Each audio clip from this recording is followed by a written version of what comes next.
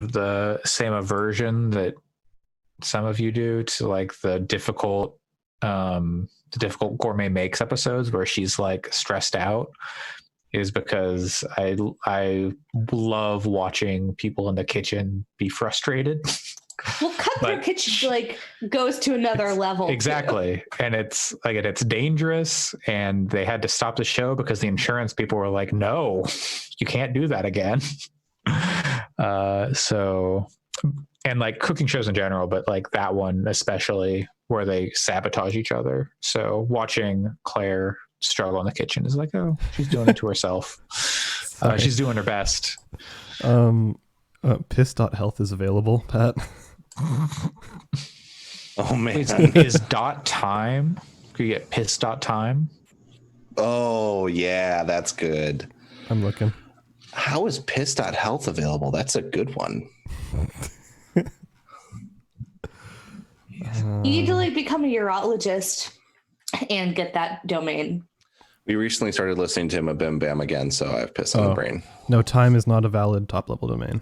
Yeah. What? It will be someday. I'm gonna wait until piss time's a thing. That'll be the day. That is.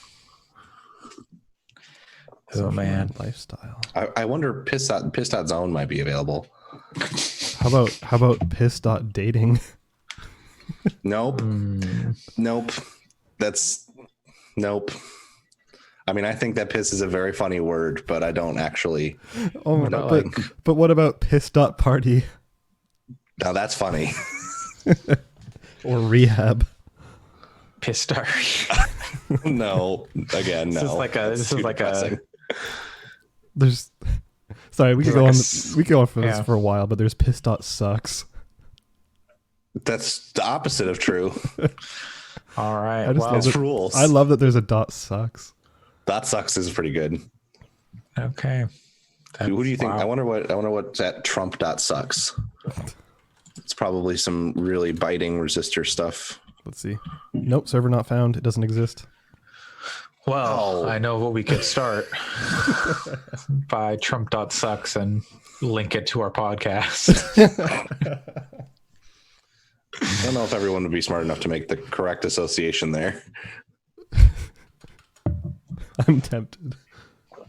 I saw I'll say this, then we can actually start the show. I saw a incredible tweet yesterday that was sharing a study of people and their hand washing habits in the US, and it said, did you see that one, Andre? Yes. It was like 36% of men say they don't wash their hands, or that they do. Yeah, only 36% of men wash their hands, and only 63% of women, or 60% of women or whatever, wash their hands. And then the person retweeting it was like, so what you're telling me is 96% of people wash their hands, so we're fine. And it was very funny, and everyone in the replies was like, that's not how math works. And the person was like, yeah, it is. You add the percentages together. It was so funny. Just this epic like troll of all these people whose math brains started imploding because they were fully aware that what they were doing. Yeah, that was so good. Now I just found a list of like some of the sabotages they used on Cutthroat Kitchen, and I'm like looking through all of these. I was so proud because we watch a lot of cooking videos, or I watch a lot of cooking videos, and so by association Karen does, and she voluntarily put on an Alton Brown cooking video on YouTube one day. I was like, oh, okay. It was just like him making some random shit. Yeah, hell yeah. Good eats, baby. Ain't nothing wrong with Alton Brown. Ain't nothing wrong with Alton Brown. But yeah, they had to stop making that show because the insurance was like, nah, fam. I honestly don't doubt that. Like, the fact that show got made in the first place is like amazing. Yeah. I never saw anyone get injured, but all right. No, neither did I, but I can't imagine being an insurance person being like, yeah, this seems fine. Yeah. All right. Everybody ready? Absolutely. What is this, 110? Yes. Okay.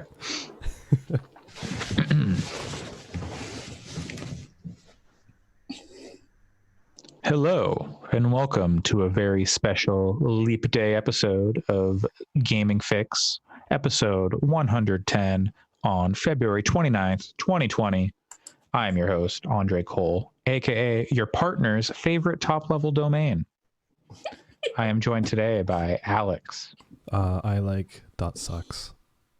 Me too. Allison. Just a reminder that I still own McClunky.net, and it redirects to our podcast website. Could you get like Gronk.droid? Gronk Droid? Gronk Droid is very good if you are like a Star Wars and a Patriots fan. Isn't that what they're called? Am I thinking of something else? They're Gonk. Rob Gronkowski is a football player. Same thing. No. That is no. Pat. They're not the same thing. Gonk droids would be terrible at football. Utterly terrible. They're so slow. But they'd be so cute at it. Would Gronk be a good droid? Yeah, probably. He's good at a lot of stuff. I don't see why droids would be any different. To be clear, I'm not a Patriots fan. I'm just being honest. You're a Star Wars fan. You need to correct my Philistine understanding of the America's favorite sci-fi. Yes. Is that America's favorite sci-fi? Probably. Star Trek. I mean, I'd say Star Wars is bigger than Star Trek, but look, if 23% of people are Star Trek fans, and 23% of then 43% of Americans are fans of sci-fi. So yeah, that's the only sci-fi. The math checks out. Yep. Yeah. So I don't know. Well, how's y'all's Leap Day gonna be? It'll be good because we're playing some crazy RPG in a few hours.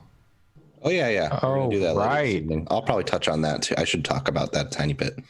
We'll talk about it for real after we can talk about it for real later. But yeah, thanks for. I also don't know if any of you guys are also big 30 Rock fans, but there's a very good Leap Day episode of 30 Rock, and so I'm wearing the blue and yellow, which is like a thing from that episode. So I actually don't. 30 Rock is like, I have a lot of respect for the writing because I think it's very well written and the people on the show are very funny, but like that's a show where I find it like kind of abrasive to watch, so I don't really watch it, but I have seen that episode and I like that episode. Oh, if you want to talk about abrasive to watch, just you wait. Yeah, no, it's very, very cozy for me to watch. So like, I totally understand how that is, but like, I've been a fan of it forever, and so it's my sitcom. Like, I'm having a bad day. Maybe I get it. Rock, so that's how I am with Scrubs. It's got the best ending of any TV show ever. The ending of 30 Rock is very good. Yes, I would say. Do they all blow up? No, better. No. Okay. Scrubs had a good ending, and then they decided to make more of it. They made another season, yeah, which was not good. Ain't that how it always goes? No, some shows are just done. Yeah, but yeah, for all of its faults, Friends had a good ending. But even if you don't watch 30 Rock, I would recommend checking out the Leap Day stuff on YouTube. There's a supercut of the in-universe movie Leap Dave Williams, which is a play on the character Leap Day William, which they also created.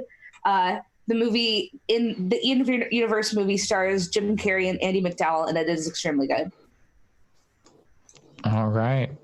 Well, now that we've gotten our designated non-video game talk out of the way, we can jump right into whatever Alex brought today. What did you bring us, Alex? He muted himself. We've lost him. I hope you're ready for some real biting, awesome video game talk for the next 20 to 30 minutes. Just kidding. Of course I didn't bring games. Wait a minute. I don't know about 20 to 30 minutes. He's going to give us a scene-by-scene rundown of all these movies.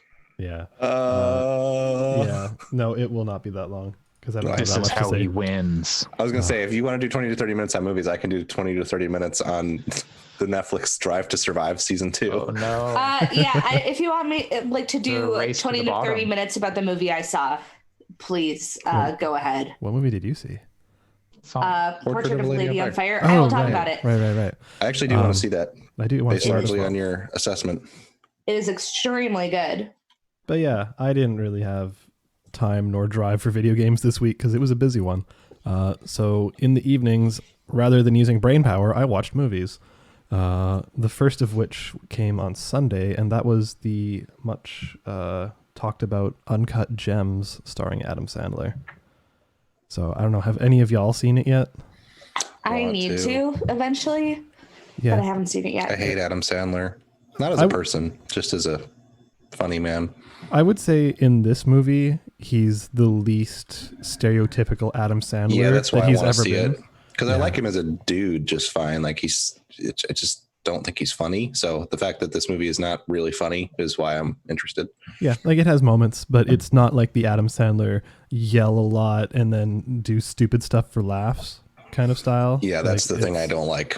It's like the laughs are coming from very stupid jokes and weird scenarios. Like it's a very dark comedy in that way. Yeah, which I think I would like more. Yeah, and for what it's worth, I think it's a really well-made movie. Like I think the direction and like all the scenes, like they all have their place, and it's worth it. Yeah, it's well put together. That being said, I really didn't like it. That's kind of what I've heard from most people is that it's just so stressful to watch that it's not enjoyable at all. Yeah, it's stressful. Like it's kind of just chaotic in its stress, but like for me specifically, it's the fact that I would say at least 80% of the dialogue, like not even exaggerating, is yelled. There's very little dialogue which is spoken, and there's lots of points with people just yelling over each other, and it got to the point where I couldn't pay attention to what people were saying, so I actually had to put on subtitles because it was just so chaotic and so much. It was just like, yeah, okay, I'm getting a headache just trying to concentrate on this. Let's just put on subtitles. Worked for Parasite. Maybe that's how the movie should have been presented originally. Yeah, that's valid. But I think it's a really good, objectively good movie. But yeah, I don't know if I loved it. The ending was interesting. I obviously won't talk about that because none of you have seen it. But yeah, I think it had an interesting last 15-ish minutes that were better than the rest of the movie. So that's about it if you want for Uncut Gems. There we go. There's our 20 to 30 minutes on Uncut Gems. Yep. All right. The next one, because we do cheap Tuesday movies, my friend and I, we went and saw Birds of Prey. Woo. So that is one that I know some of y'all have seen. I saw that one. Andre, didn't you? No. Oh, okay. I thought you did. I don't even know if it's out here. Do you know if they changed the title in other regions? Like, no idea. Yeah, because probably. They've done the whole thing where they're like changing it to Harley Quinn : Birds of Prey in some. Yeah. Because. Yeah. I think that's happening in the States. I don't think it's yet happened here. But yeah, because people saw Birds of Prey on the marquee and are like, the hell's that? But then you add Harley Quinn, they're like, oh, okay. But yeah, no. So that one, I went in with zero expectations because I haven't seen a DC movie since the release of The Dark Knight, whatever year that was, like 2008 or something. So I'm definitely not up to date on DC movies. The last I'd heard was Suicide Squad was bad. And hey, that is Academy Award-winning Suicide Squad. You almost stopped at the perfect time. I happen to think The Dark Knight Rises is very good, but other than that, fair enough. I have no opinion, but the Superman movies are fine. They're inoffensive. Henry Cavill's good as Superman. Yeah. But I don't know. Birds of Prey went in with zero expectations because I hadn't even really heard the reception about it at that point. And came out thinking, yeah, that was pretty good. It was, I think the way I described it in our group chat was that it reminded me of like the 90s Batman movies in the way that it's just kind of fun and doesn't take itself too seriously. That makes me want to see it more. Yeah. And then, but it's also R-rated, so there's lots of swearing and like body horror. And I saw a GIF of the scene where spoilers, very minor spoilers, where she like jumps on a dude's legs and they snap and the wrong way. Yeah. That's one of my like major like icky triggers is knee stuff that really bothers me. There's some more knee stuff in that movie. That's why I haven't seen it actually. It's because that stuff makes me really uncomfortable. There's definitely, I'd say, even more of the like body horror type thing, but I personally really liked it. Looks great because it was just like over the top fun. Doesn't take itself too seriously, but is just like, okay, here's this character who didn't get the best movie with the Suicide Squad, and let's just make a fun movie with some interesting characters, and it's just generally great. And the one thing I'd also say is that since it's very explicit, it was written and directed and basically everything by women. Like you very much see in terms of things like how the characters are framed. Like there's a very big difference between how Harley is framed in Suicide Squad versus how she's framed in Birds of Prey. Which is, that's important, I think, and that's part of why I'm interested. I like the violence stuff. It looks, a lot of the action looks awesome, except for knees and elbows bending the wrong way. It's just a very specific trigger for me. Yeah. That makes sense. But the last big fight scene is like one of my favorite fight scenes I've seen. I think bending everyone's knees the wrong way. I think you'll get over it and watch it. You'll know when those scenes are coming. Yeah. But and they make me wince, but I'm not gonna like have nightmares about it or anything. What you could do, Pat, is you could come to Japan where they have edited the movie down to a PG-12 rating instead of an R. Oh, interesting. It's coming out March 30th. But Allison, to your point, when Kathy Yan's name came up at the end, my movie going friend and I was just like, oh yeah, that makes total sense. Right. Just the way that it's like, so it's shot. You're just like, it's very palpable that you're like, oh yeah, you're not objectifying these women, which is extremely good. It very explicitly takes shots at white men, which I thought was pretty funny. My review of it on Letterboxd, which is a movie review app and website, is egg sandwiches are greater than men. That's fair. Which was space. What? Fixed dot space. That's where the review is. Yes, that's where it should be. That was literally it. Whereas like that's the moral of the movie, and you're it's right. pretty much it. I think you could just headline your review of Men that way. It doesn't even have to be about the movie. I would probably also agree with that. But yeah, anyways, I know you dudes. But Birds of Prey. Yeah, Birds of Prey is good. I think it's worth seeing, and I think it's. Oh, sorry. No worries. I was gonna say I just think it's worth seeing. I don't really have any caveats to that. It's good. I think it's interesting that when I really liked Harley Quinn in the animated series, like in the 90s, which her origin. Yes, I was going to say, I believe that's where she came from, was that show. And I really liked her there. And at that point, she wasn't really objectified. No. And especially her costume was right. Like... And people and dudes were like, this character sucks. She's not a real comic book character. And then as they started to objectify her and make her into just a total sex object, then she became this like beloved character. And now that she has a movie that's closer to her roots as a character, where she's empowered, but better because she is empowered, because she was not empowered in the animated series. She was still kind of like being abused by the Joker in that series.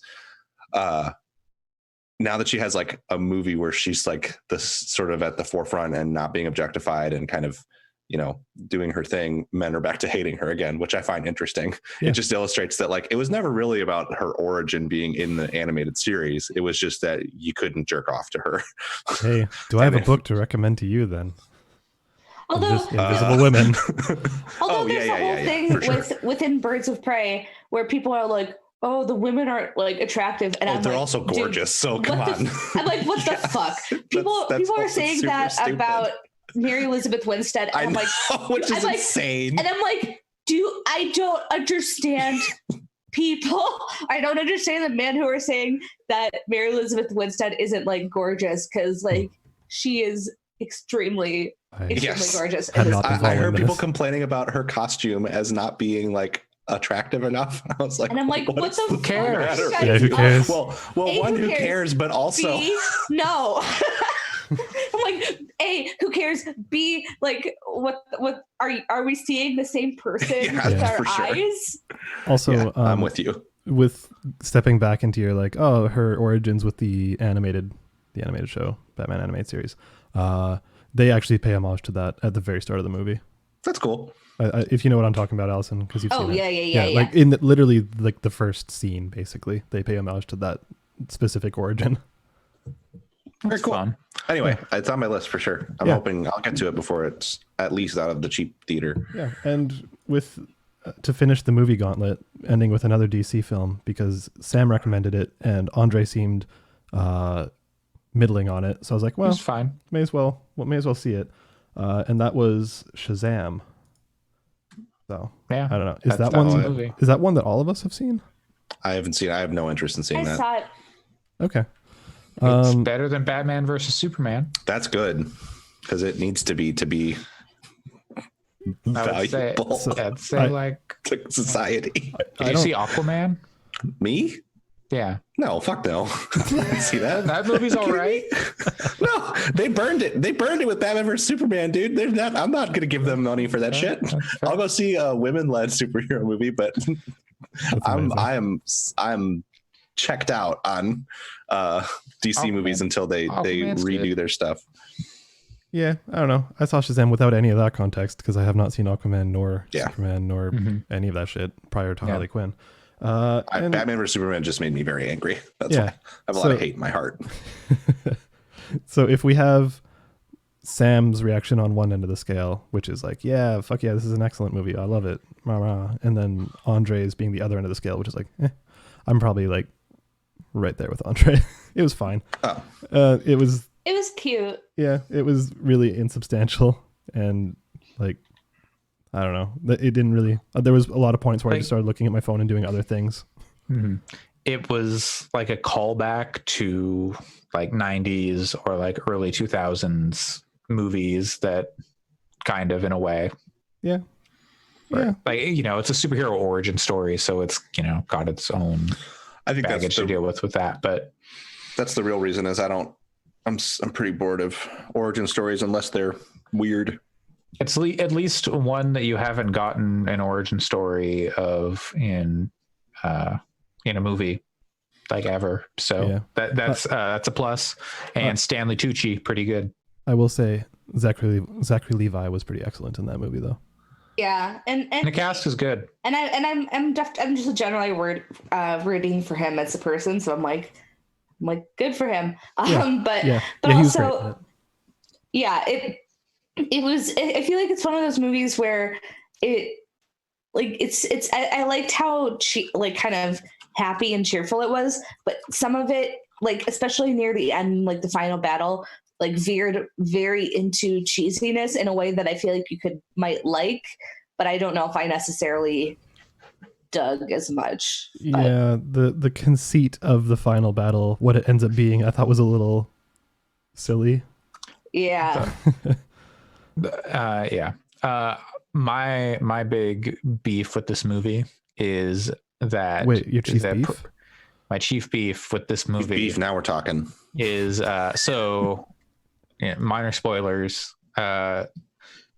Billy Batson gets the power to become Shazam, or become this hero from a wizard named Shazam, and he says the guy's name to get the to become the hero, and then he says it again to transform back to his kid self. Yep. They didn't cast Sinbad as Shazam. That would have been good. That would have been very good. For those who don't know, there's like people who there's a movie from the 90s called. People swear that there's a movie from the 90s called Shazam, starring Sinbad, when it is in fact Kazam, starring Shaq. Yeah. So I love that. They should have cast Sinbad. So to be clear, too, for those of us who suffered from that affliction, it wasn't that the movie was called Shazam instead and starred Sinbad. It's that there was another film called Shazam that starred Sinbad in addition to Kazam starring Shaq. Because I remember Kazam starring Shaq, but it's that I definitely, when that all came out, I was like, of course there was a movie called Shazam starring Sinbad. What are you talking about? So, and I'll bring it up every time. Down Olympus. Every time the Mandela effect comes up, I'll bring it up. Idle Thumbs had to close the book on it, and no one ever needs to make another joke about it because they went through this whole conversation about Shazam, Kazam, and then at the end of it, Chris Remo was like, "Yeah, other examples include that people think there's this Pixar movie called A Bug's Life that came out in the 2000s." And then they just move on. Nobody laughs. Nobody comments on it. They just move on. Sick. It's so funny. A Bug's Life was a PS1 game. Come on. We all know that. Anyways, I don't know. Shazam is okay. I think part of my aversion to it is when I see it, I'm just like, okay, so it's a superhero parody movie. Next. Like, it's not. Yeah, but it looks so intentionally silly in a way that I'm kind of. It's a teenager learning that he has superpowers suddenly, and the like montage of like, means. Let's test the super strength. Let's test the flight. Yeah. Ha ha ha! He flew up and fell. That stuff is like an instant turn off to me. I'd say that's like 5 minutes of the entire movie. Yeah, but still, I mean, it's 5 minutes I don't want to sit through, and it's what they highlight in the trailer. So, like, if that's the tone of the movie, I don't think it's a must see, but if they make a second one, I'll watch it. Mm-hmm. Whereas I didn't watch Justice League, but anyways, that's it. Yeah, that's I installed some games. I installed Dreams and World of Horror, but have not installed World of Horror. Have not yet touched them. So, well, I can tell you in a little bit whether or not that's actually worth it. Right. But in the meantime, Allison. Yes. I played a mobile game. Ooh. So, how familiar I know Alex is familiar. How familiar are all of you with the whole Love Live franchise? I know next to nothing about it. Not at all. Is this like the Bang Pop, the school where everyone's a musician? Sort of, yeah. Dream, I think I think that's made by the same people. Is it like a dating sim? No.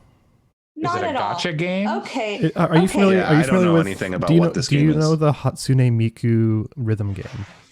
Yes, it's terrible. I hate that game. Yeah, it's kind of like that. I hate that style of game. It's so trash. Is it like other games too? What? There's a Osu. I don't know. Osu? Oh, yeah. No, that's like that's a free-to-play PC rhythm game. Okay, yeah. So Love Live is basically condense a whole thing down. It's like a big multimedia franchise now, where basically it's about J-pop idols that form their own groups in like within like a school setting. So like there's the first group was called Muse, and they started like years and years ago, I think, because of the thing, like about 9 years ago. And then they had an anime, and then they had a rhythm game, and then they had a second group that had their own anime and like continued into the rhythm game. And now they have a new rhythm game called, the full title is Love Live School Idol Festival All-Stars. which is certainly a mouthful, but that basically like takes the game and changes it a lot, because the first game is pretty much a standard rhythm game that definitely has some gacha elements to it, but it's a lot more of like the game is focused on the rhythm aspect of it. So I'm actually pretty decent at that game, and played a decent amount of it. But while the gacha for the characters definitely helps, like the big focus of the game is on the rhythm aspect, whereas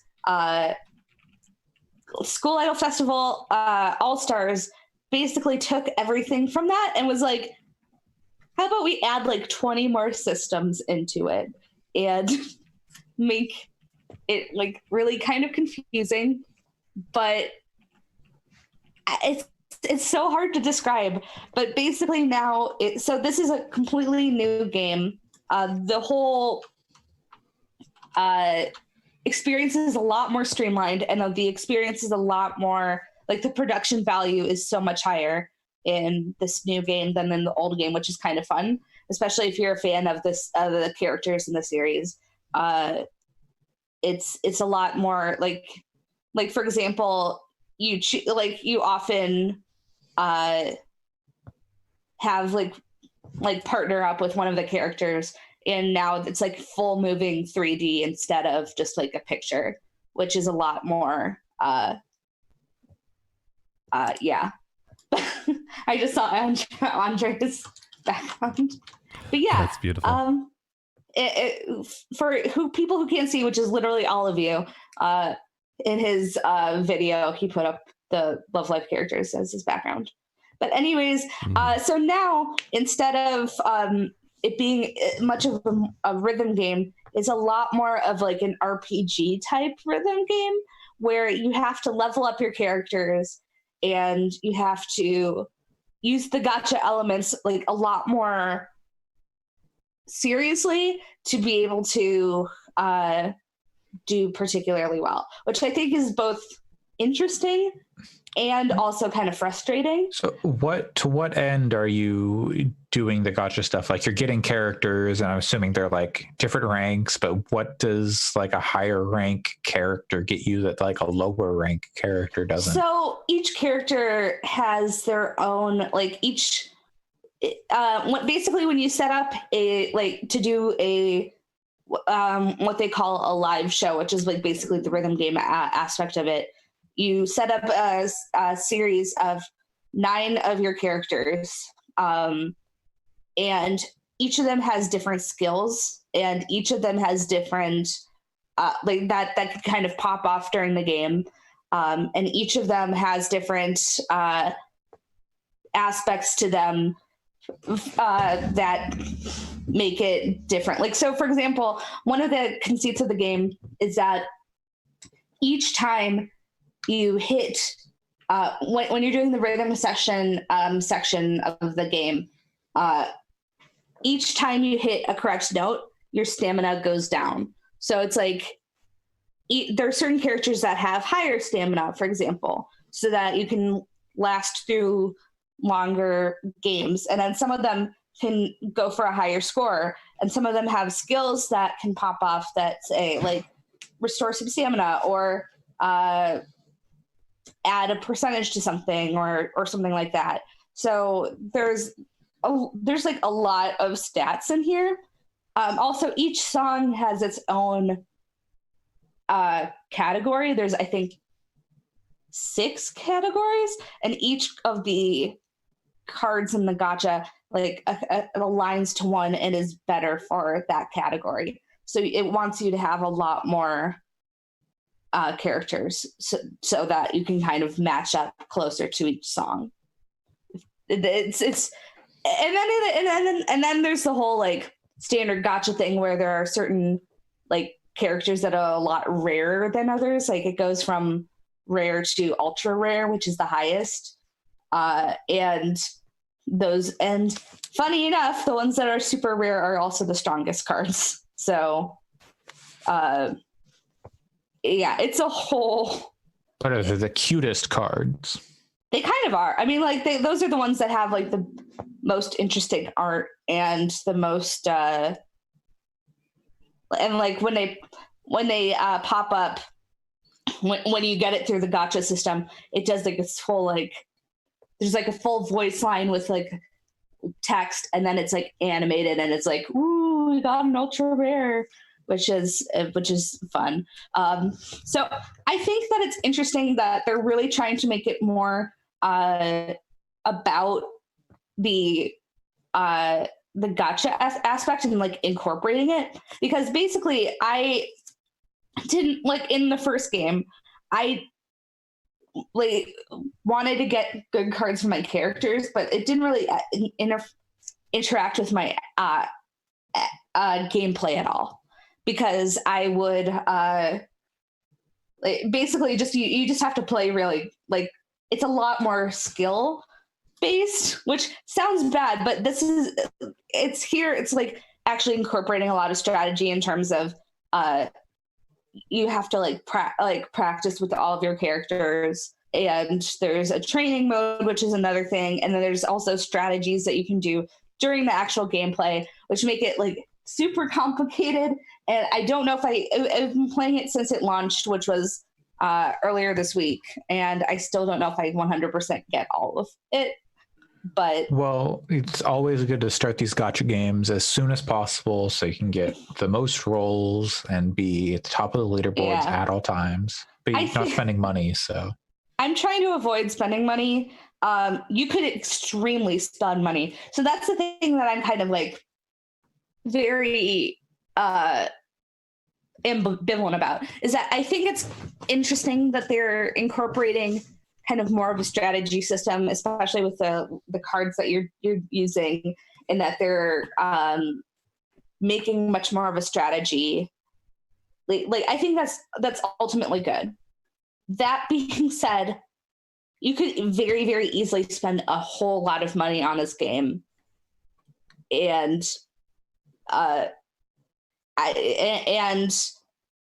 that seems like, I don't know, like I get that that's kind of like, it's a free to play game, so you understand that.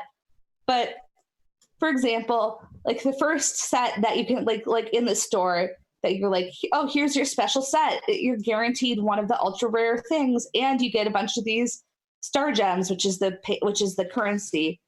Best value. You can buy that for $85. Wow. Best value. Wow. Yeah, no, gacha games. I was about to nod my head and be like, yeah, the purchase, the thing you buy in Grand Blue is like $30. And I thought you were going to say something like $30. Yeah. Because it's like $30 for a 10-part draw like that, where you're guaranteed a super rare. But $85 is a lot of money. Yeah. Here's another one where you can get $85. Like, here's and it's a Grand lot. Blue's been around for a while, hasn't it? Quite a bit of premium currency. Well, so to be absolutely fair, and but also this is a new one. The other there's also ones that you can get cheaper. For example, like here's one where you are guaranteed an ultra rare, and some of the paid currency and some of the free currency for $25. So there's cheaper packs, but you could extremely easily spend so much money in this game. It's just still that it's kind of like absurd. It's wild where we've gotten, because like I've been playing a fair amount of Grand Blue Fantasy, and I like it very much. And I don't actually think I could touch on it a tiny bit, because I don't think I talked about it when I was on the show before, because I hadn't really played it much. But I used to play mobile games and put a little bit of money into them, like not full on, like basically gacha games, games with random draw elements. But it was like I'd spend like $3 to $5 a month, right, spread out over the course of the month, like $1 here, $1 there. Things have changed in that space. Oh, like you got to dump if you want anything. $1 is worthless now. Yeah, it's wild. And that's one of those things where I I don't want to spend necessarily a lot of money on mobile games, but I don't mind spending a few dollars a month, especially if I'm playing it every single day, which I've been doing. I've been playing it for maybe like a decent amount of time every day because I'm doing all the rhythm elements and I'm going through the story. And actually, I like the story a lot. It's with new characters, and it's genuinely pretty interesting. So I'm like, okay, I'm playing this quite a bit. I don't mind paying some money, but paying $85, there is no way I could ever justify that amount on anything. Totally. And it's kind of like, I don't know, it's and the fact that that's like kind of where they're calibrating it, like, oh, here's the high point is $85, and you can buy that for like multiple sets. Like, I don't know, like it feels like they want a very specific kind of player who's like, I love these characters, so I'm going to pump all of my money into this game, versus the people who are like, I would like wanting more players who are like, I'll put $5 into it every month. Like, I don't know. And to be clear, this is like there are a lot of things like that in the like original Love Live game. Like, I saw a pack once, like that was like end of the year, start the new year, right? Pack that was like $100. But and I guess like having that's necessary though. Yeah, so having $100 pack is whatever. That's every free to play game does that. It's when it's like you said, calibrated is a good term. The place where like the standard payment that you're going to make multiple times should not be that high. Right. That's right. absurd. And you see some of the stuff that they're offering, like, oh, here's a pack that you can get for $8, but it's like, is that even like anything though? It's like, it's worth like one draw. Yeah. Right. Basically. It's like here's one for $8. You get over the course of like, you have to log in for 14 days in a row, and each day you get 5 of their star gems, which 5 is like nothing. Like, to do 10 draws in the gacha system, you need 500. For a single draw, you need 50. So it's like, this is basically like, it can get you maybe one draw. And then on the final day, you get a super rare ticket, which will get you, which is like, super rare is the like mid-tier. Like it's very mid-tier. It's not, it sounds like it's exactly like Grand Blue in the way the gacha mid-tier. And then it's like, oh, okay, so you get 65 star gems and a mid-tier $8, and I'm like, no, you should I've been reading. You should definitely, at least if it's anything like Grand Blue, which it sounds like it is in terms of the gacha system, you should never spend money on the super rares. Those things are not. No, they're worth it. I already, like, because of my the scouting, which is what they call the gacha system. I already have a bunch of super rares. Like, it's not exciting at all. Whereas, like, the thing that is kind of nice, though, is that the ultra rare drops are higher in this game than in the first game. Like, in the first game, if you're just doing, like, the standard gacha, the ultra rares were measly 1% of drops. I think that's what they're like in Grand Blue. They call whereas here they're 5%. So if you're doing a couple of if you save up so that you have do a 10 in a row gacha it's not like, I already have 2 and I haven't put money into this game yet. So man, I miss the free to play days of coin doublers, where you pay $2 at the start of your time with it, and then you get double coins forever. Honestly, I wouldn't like I said, like, I honestly don't mind putting some money into this. Like, I am an adult. I have money that I can spend on mobile games.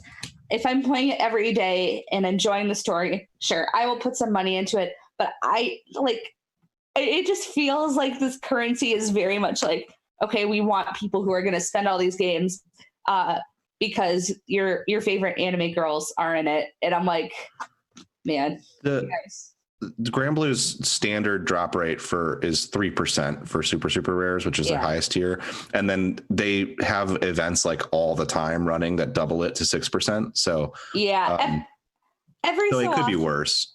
Every so often in the other game, they had like events where you could do things to increase your rank of a chance of getting it, or there would be various events where it's like pay to get into this. So like it's not, I don't think it's not that this where the shop is right now, it's necessarily you're always going to have this.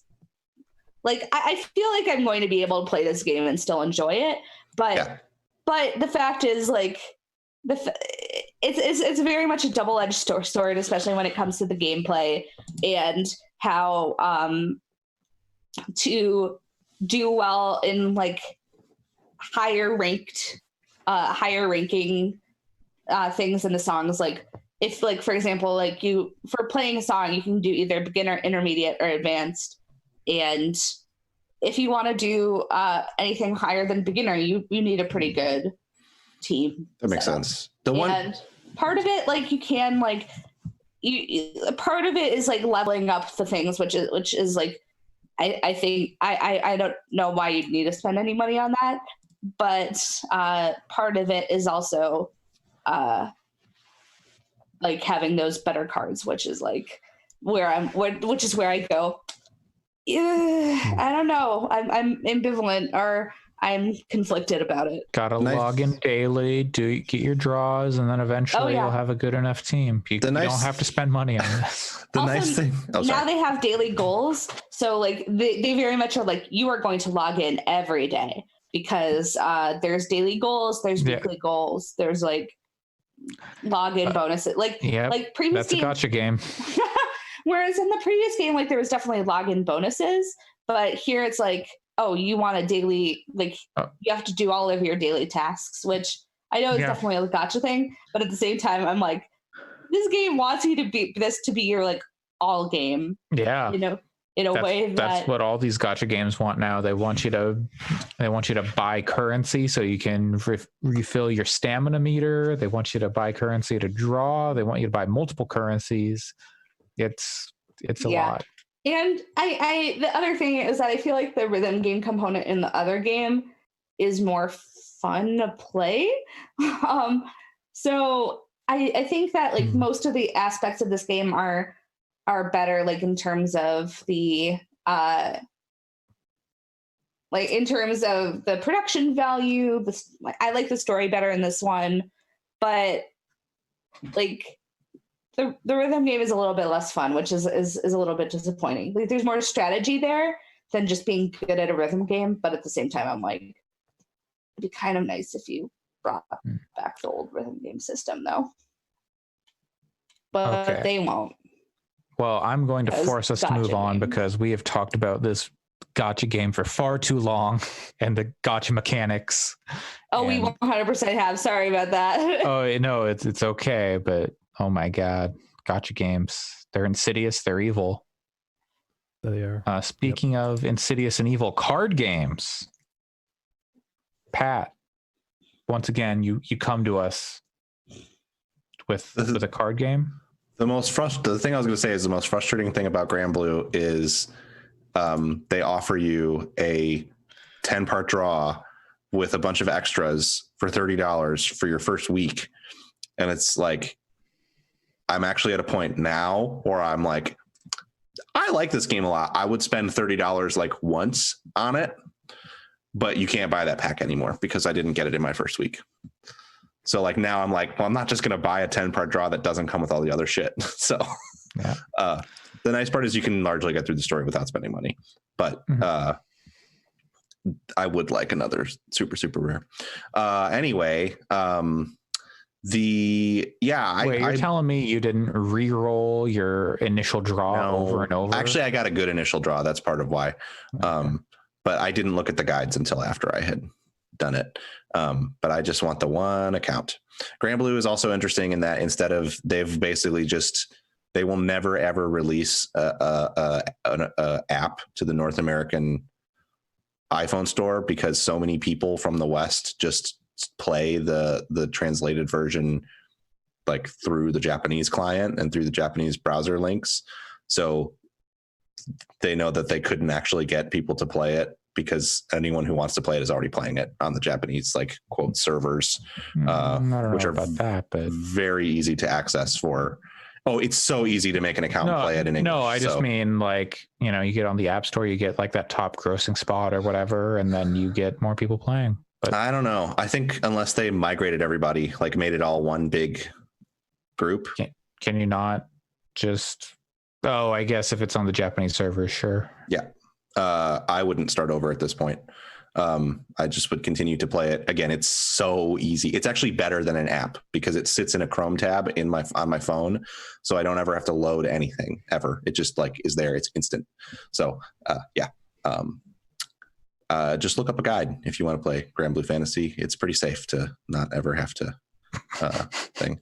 I'm glad that I can return this to Alex because I've had to listen to so many, all of you talking about movies and anime that I don't care about.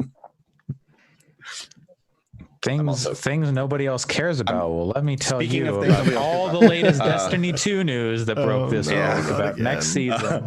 I feel like this week is all of us sharing stuff that nobody else really cares about. No, I'm just kidding. I know, I'm joking too.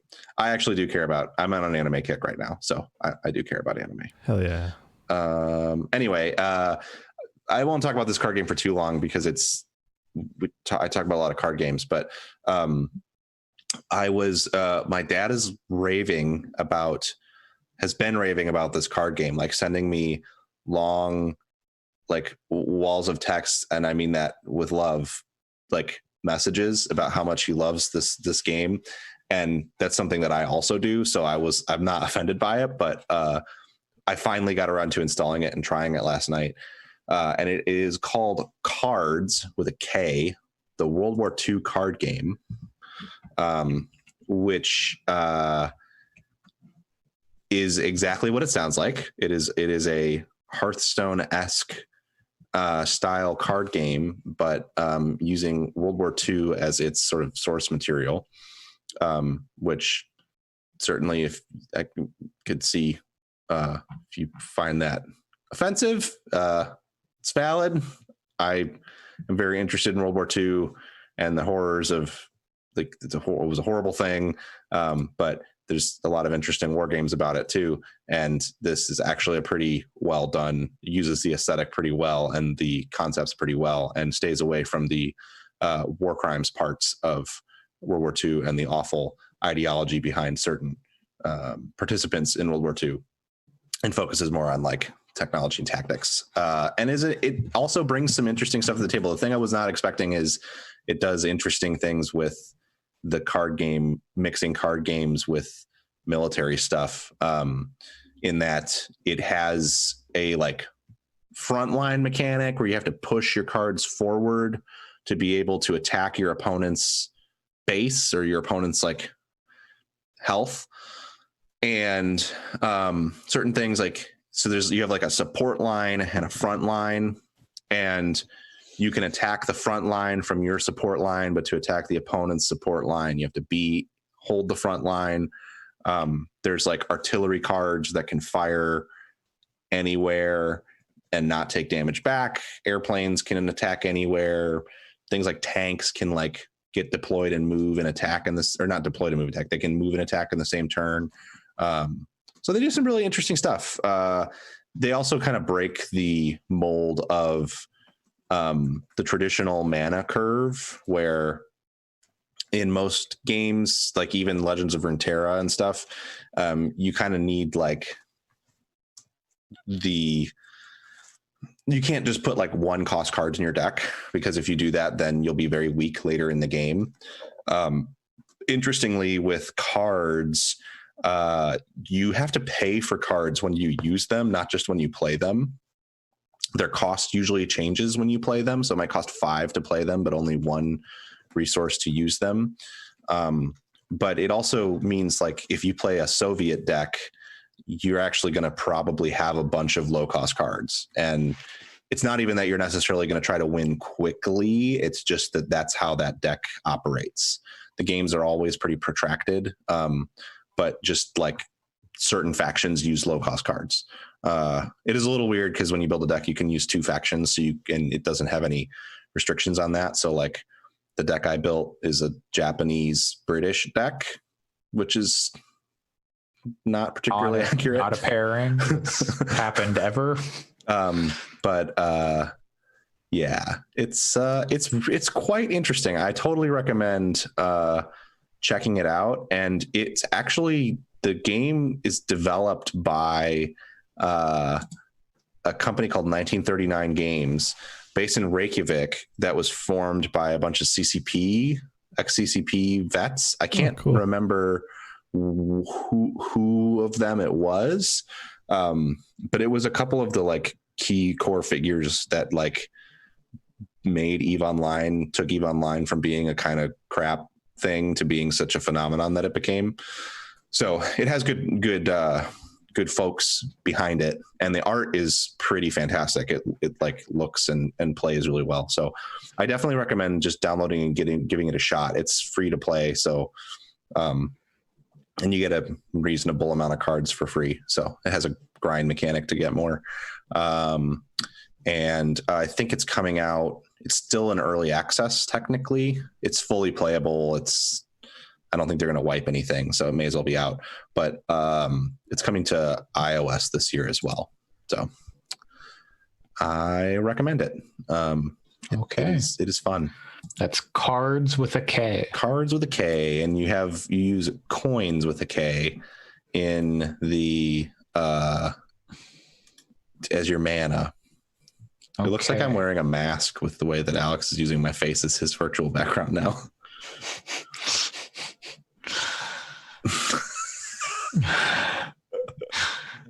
Wow. But the other thing, and then we can. This is not really helpful. This is working without video. Very good. I'm going to take a screenshot. No, I'm not actually, because my face looks dumb. Face doesn't look dumb. No, it did in the screenshot I was about to take. So okay. I tried one time and caught myself at a bad angle, and then I gave up. Anyway, the other thing I wanted to briefly touch on is that Dota Underlords hit its 1.0 this past week, kind of as a surprise. And yeah, how long has it been out now? Because I know we talked about it last year, but I don't remember when last year. It's been out for 1 week. I think it was like July-ish that it launched last year in early access, but it might have been sooner. Like Auto Chess was around for a long time. Yeah. And then they were like, hey, we're going to put out Underlords. Yeah. And it grew a lot in that kind of short time. Like the updates were fast and frequent. So June 2019, not July. Okay. That's close. Yeah. It's been pretty rapidly iterated on and updated. It's changed a lot since it first launched. It still looks the same. God.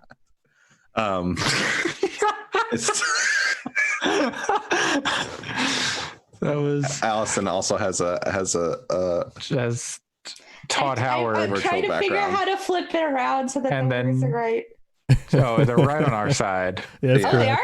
Yeah. Oh, good. Allison just rotated her camera like 100 or 360 degrees. It reminds. There was a very funny. Someone took in the Nevada primary story, and I think it was New York Times.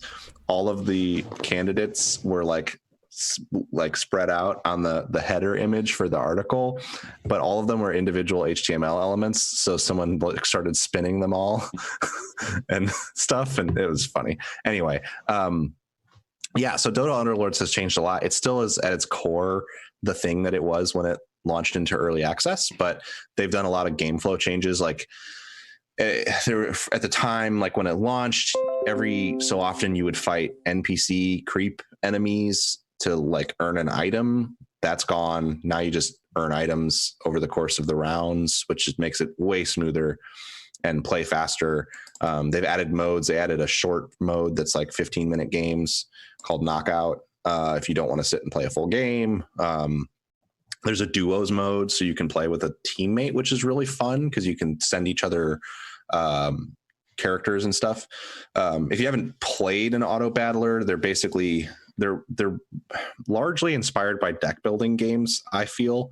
I don't know if the auto chess people would agree because, you know, they kind of started it and maybe they've never played a deck building game, but you're dealt a hand of units that you can buy from, and then as you buy more of the same unit, they level up. But when you put the units on your board, they just automatically go and fight the opponent.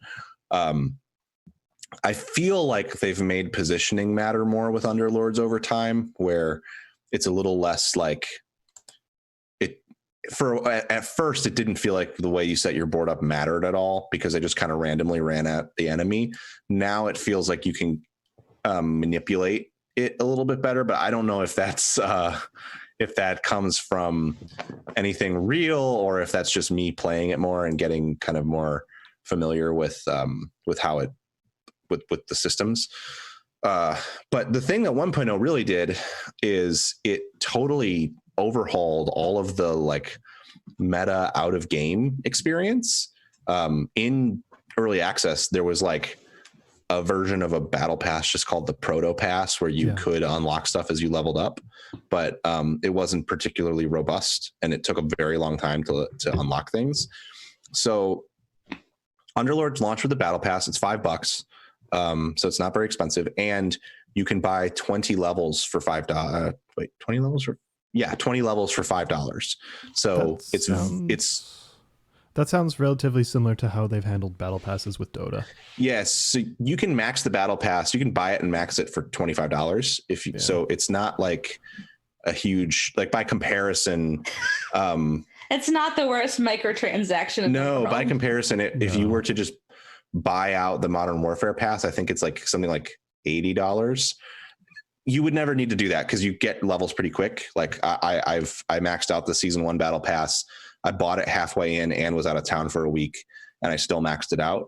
So it's not like it's brutal to max out the Modern Warfare one. So I'm not dunking on them, but with Dota, it does move a little slower with Underlords than other battle passes I've seen, but it's very cheap to buy levels. So it feels pretty equitable. And it's all cosmetic. There's no gameplay. And especially in Underlords, there's really no gameplay advantages you can buy because everybody starts each game on a level playing field. Yeah, it's a shared pool. Yep. And then like they've added a ton of cosmetic stuff. Like you can set up your board now. So before it was just you could unlock different boards for your team to fight on, but now you can like put cosmetic items around the board at different spots just to like kind of personalize it a little bit. Some of them even have like emotes, so you can click on them in the middle of a round and it'll shoot a little emote off. There's now you can customize your portrait. Your in-game portrait used to kind of be randomized, and it would say like it would have like a hooded person in like a cloak, because the idea is you eventually pick an underlord for your team. There's 4 of them right now. And so you would be like, you'd like have your hood on and stuff, because it was like, who are you? We don't know which underlord you are. And then by round 5, I think it is, you pick one. So now you have different starting portraits, and there's more portraits that you can set for each underlord. So you can kind of customize your appearance. You can also customize the wording on it. When before it would say like wanted, candy thief, or whatever. Now you can change the text on it with different like cosmetic stuff you unlock.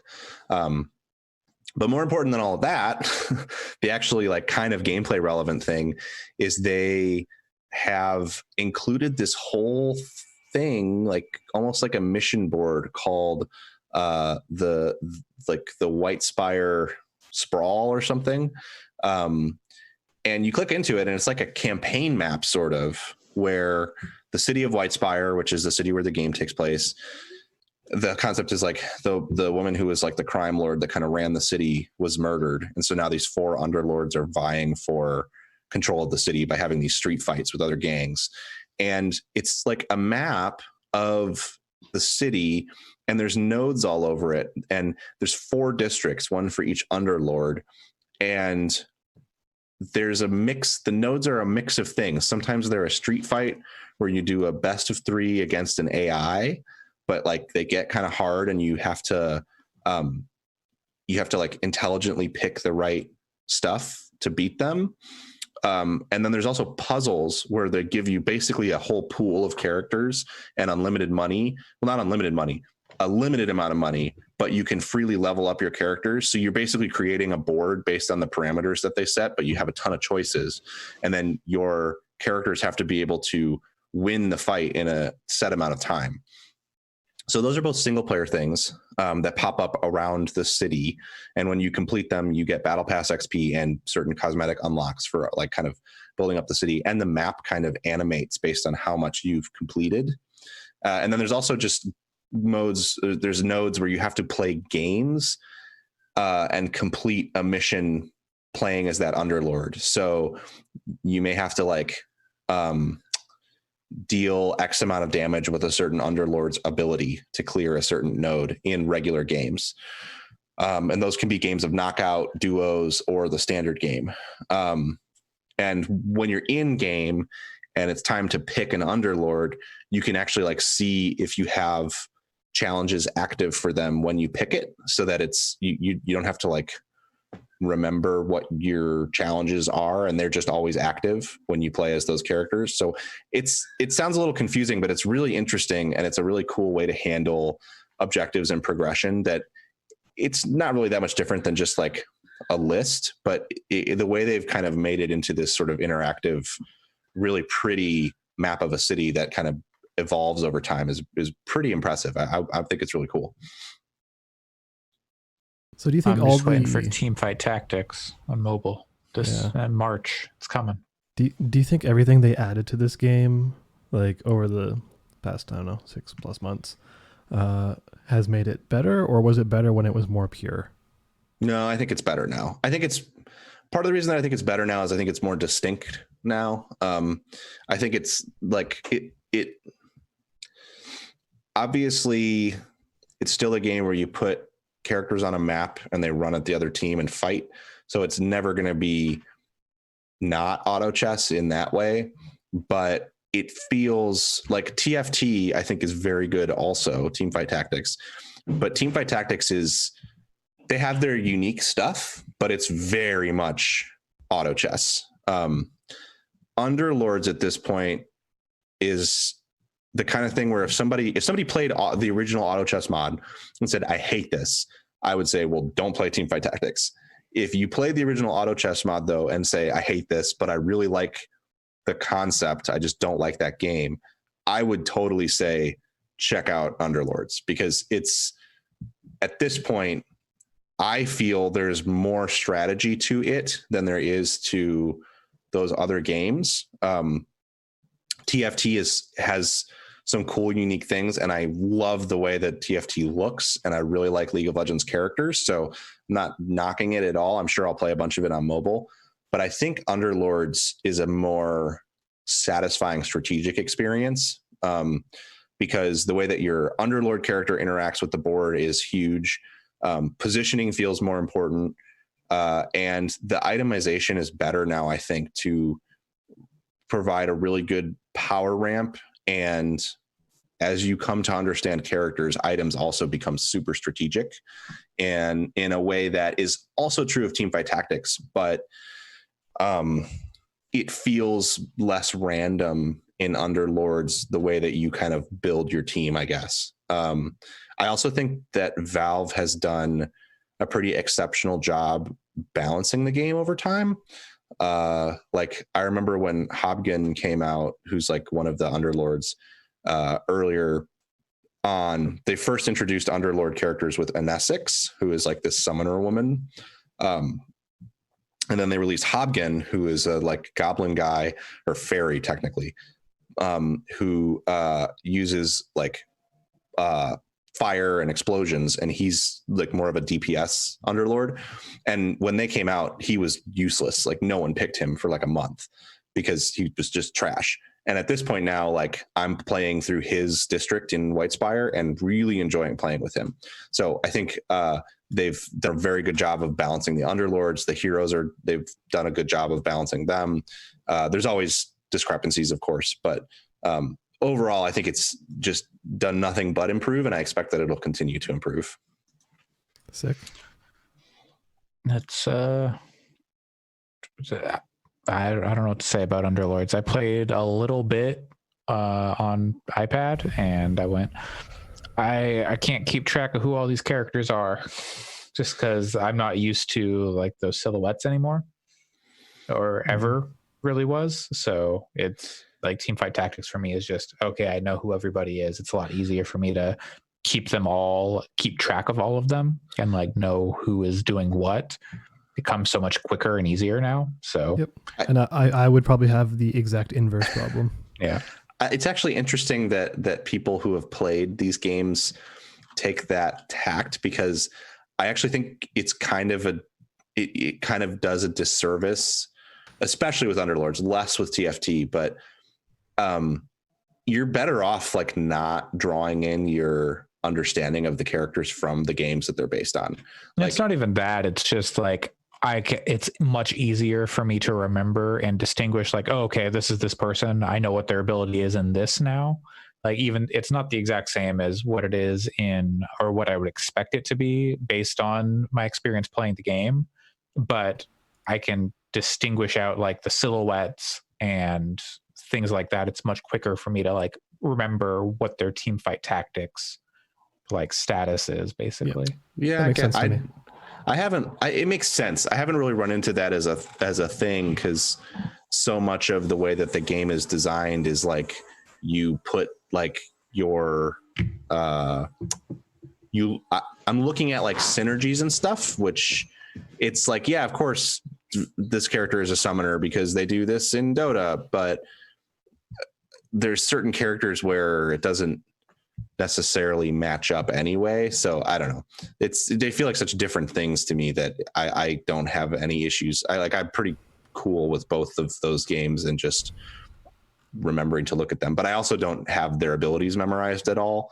Like there's a few characters that I do, but largely I don't remember, because even though I know some like Dota and League characters, it's kind of like you said, it's like, well, I don't remember if Axe in Dota Underlords, like which one of his abilities translated to his ability in Underlords. And furthermore, for a lot of them, their ability in Underlords is more of a like thematic, like if you combined all of their abilities from Dota into one kind of ethos, that's what they do. And it's not actually their ability in Dota at all.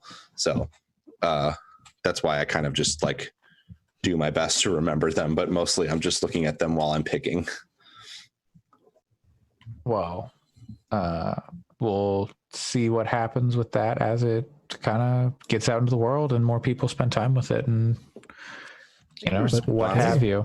Hey, that means it's in consideration for this year's Game of the Year, isn't it? With a 1.0. It's a contender. Yep. It's definitely would be high on my list based on what I've played so far this year, but I haven't been that impressed with a lot of stuff this year. So I've been having that issue too. I've been like what's in early access? What's coming out? What's new? Is there anything? And I'm just like not seeing a lot. Part of that's like Steam filtering is just bad. But it's very poopy. Yeah. Oh, 100%. It seems like there's a reasonable amount of people that think that Underlords has gotten significantly worse and is now a trash game. So cool. I don't know. That sounds like the Dota community. Yeah, I know. That sounds like every game ever. Like, I read a few reviews that were like, "Please take out the Underlord system. TFT is better." It's like that's play kind TFT. Of the whole core of the game. You should definitely play a different game. What is the name of the game? Well, if TFT is better, why aren't you just going to play TFT? It's a similar problem where people are complaining about game length, and it's like, play a different game. I don't know what to tell you. I'm getting a little ahead in the news, but when Activision pulled out of GDC, I saw some comment that was like, yeah, they just don't want to get railed on for making the worst Call of Duty game at Infinity Ward. It's like, I'm still playing the shit out of Call of Duty. Also, the season 2 stuff is so good. But, that That game is incredible. I was thinking, and I was thinking like, honestly, that would be my game of the year right now. I know it's not eligible for our list, but for like my personal list, Modern Warfare is my game of the year so far. Mm-hmm. Well, but in my quest for, I did play a few games of that Ubisoft auto battler that's also a battle royale. That's based on the Might and Magic license, which is now at this point just Ubisoft's generic fantasy thing because there's no personality to it. That one is weird. Okay. I won't talk about it at length, but it's just like it actually is not. I thought it was like a if you lose once you're out kind of thing.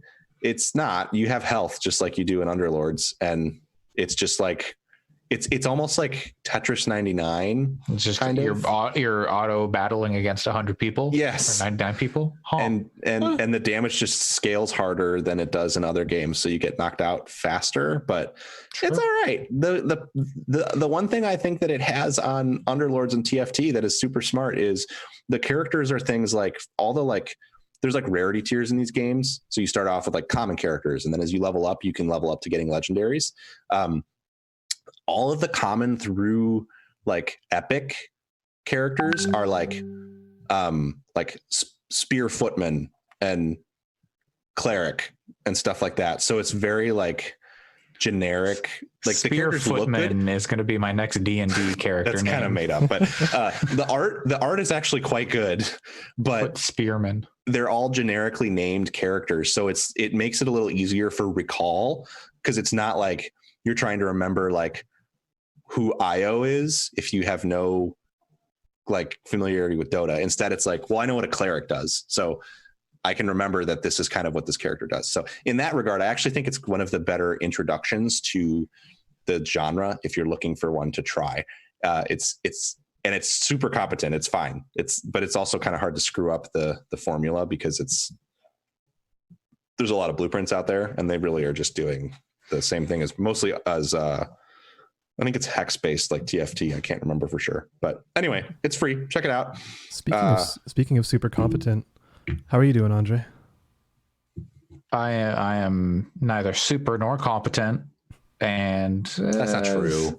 You're both of those things. Yeah. Super incompetent, maybe. Oh, super incontinent. That's right. What? Are we clapping again? No, I'm just giving myself a high five. 30. Oh.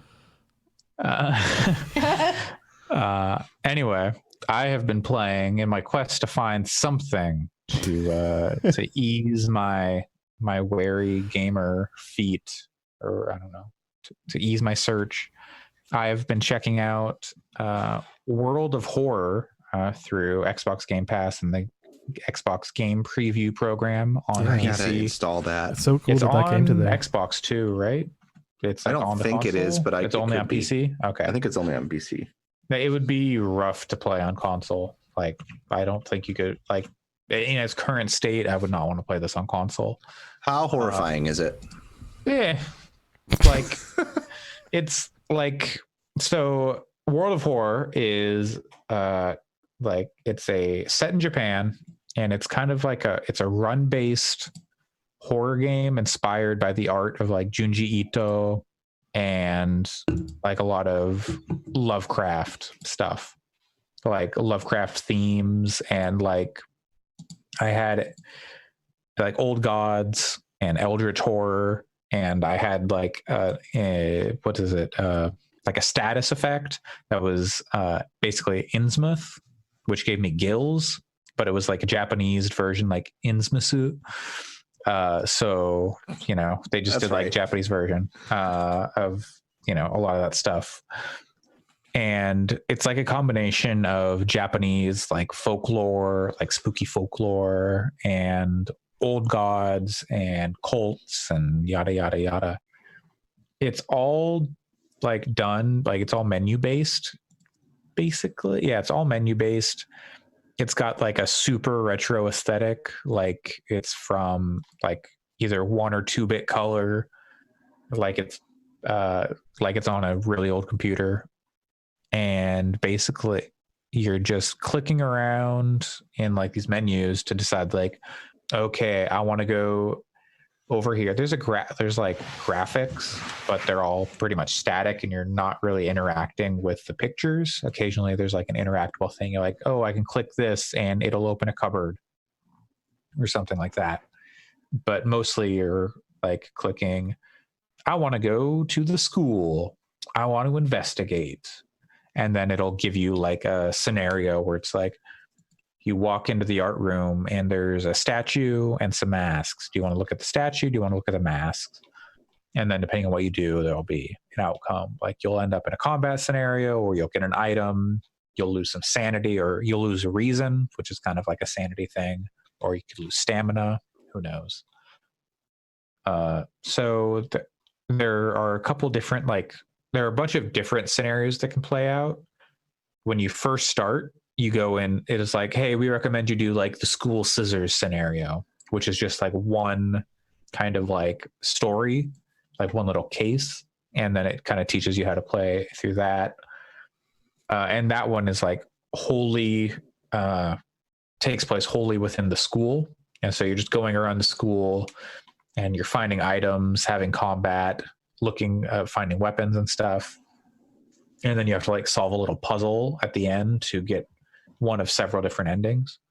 I've always beaten it, so I've never gotten like a bad ending. I've always gotten the same ending because I've always like, it's really easy to do. But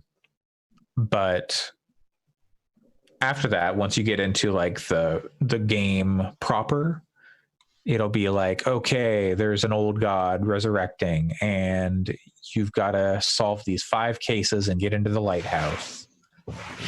And so each time you spawn or each time you start a game, there'll be like a seed code. So you could like, I guess theoretically give your seed code to somebody else and you could like do the same like spawn of everything. But I'm not sure if that's actually functional right now because the game's not finished, but it does tell you like what the seed code is. And then you've got 5 different cases you can take. And as you do those, you'll get different items and status effects, things like that, which will carry over and either help you or hinder you in your next case.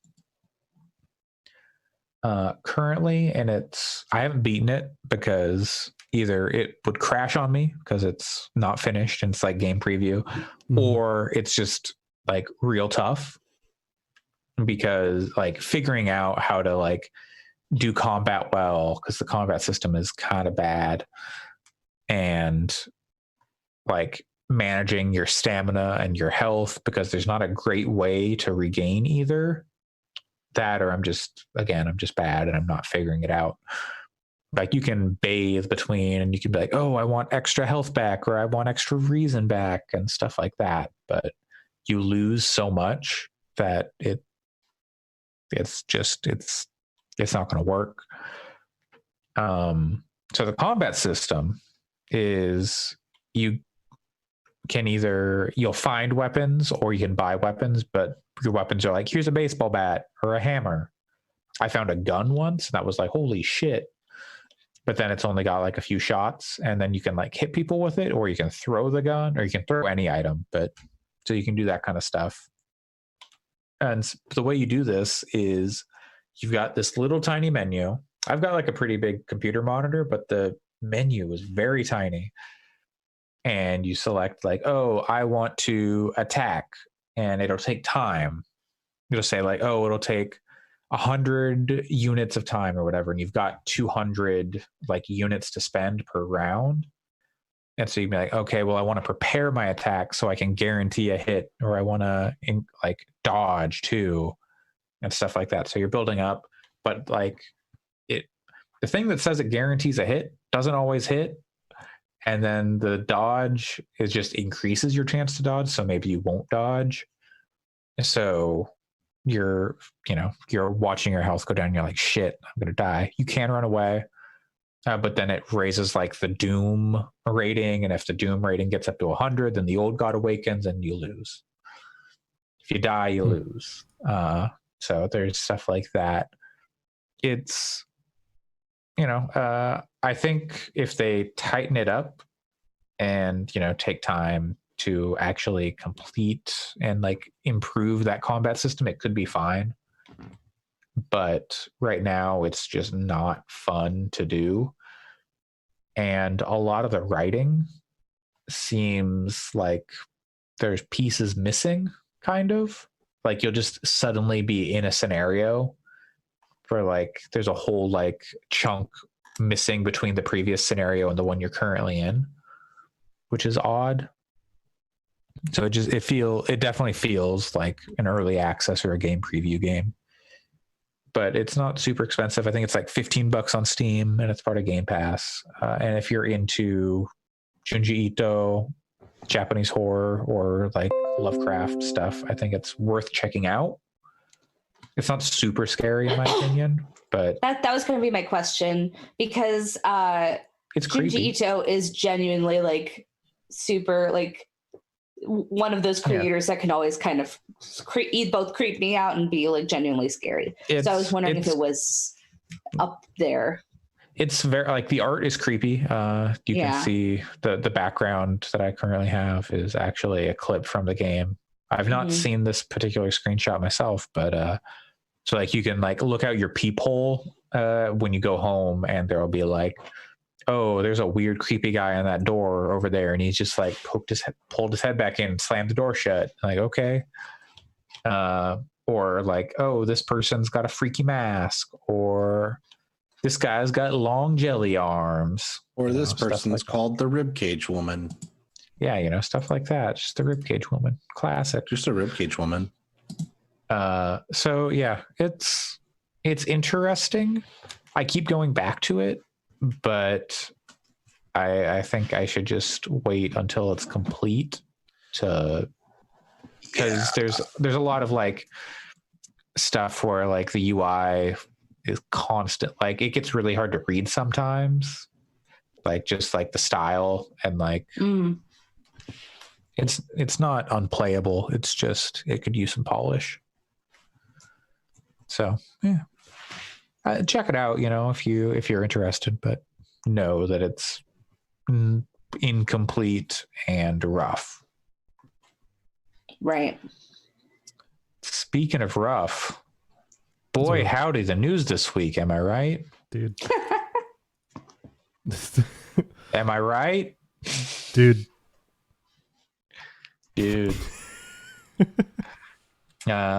This week was this week PAX is going on, minus several major companies like Square Enix, or at least the Japanese branch of Square Enix. Sony is no longer did not go to PAX East.